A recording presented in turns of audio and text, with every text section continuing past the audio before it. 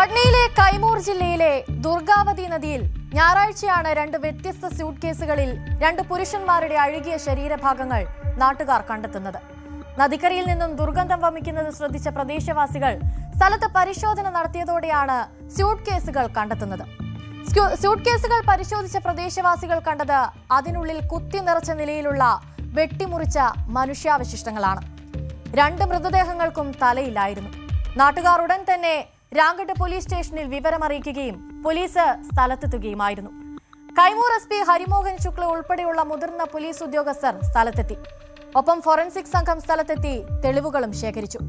കഷ്ണങ്ങളാക്കിയ മൃതദേഹാവശിഷ്ടങ്ങൾ പോസ്റ്റ്മോർട്ടത്തിനായി ബാബുവയിലെ സദർ ആശുപത്രിയിലേക്ക് അയച്ചു.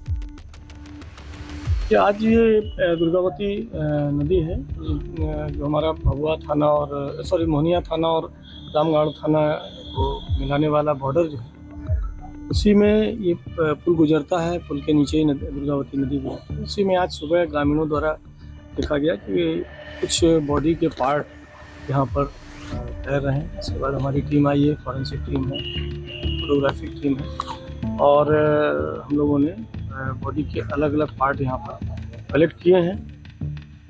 इसमें अभी हमारे ज़िला से तो किसी तरह की मिसिंग की कोई सूचना नहीं है. हम लोग इसको अपने बॉर्डरिंग ज़िला में इसकी खबर भेज रहे हैं, खबर कर रहे हैं और इसमें हम लोग कानूनी कार्रवाई करेंगे. बॉडी के पार्ट हैं, उसमें हाथ है, पैर है. കൈമൂർ ജില്ലയിൽ ഇതുവരെ കാണാതായവരുടെ വിവരണവുമായി പൊരുത്തപ്പെടുന്ന ഒരു കേസും റിപ്പോർട്ട് ചെയ്യപ്പെട്ടിട്ടില്ലാത്തതാണ് SP മാധ്യമങ്ങളോട് വിശദീകരിച്ചിരിക്കുന്നത്. ഇനി കണ്ടെത്തിയ മൃതദേഹങ്ങൾ അയൽ ജില്ലകളിൽ നിന്നുള്ള ആരുടെയെങ്കിലും ആണോ എന്നതും പോലീസ് പരിശോധിക്കുന്നുണ്ട്.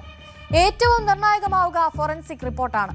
മരിച്ചത് ആരൊക്കെയാണെന്നും മരണകാരണം എന്താണെന്നും അടക്കം വ്യക്തമായാൽ മാത്രമേ അന്വേഷണത്തിലും ഇനി കൂടുതൽ വ്യക്തത വരൂ.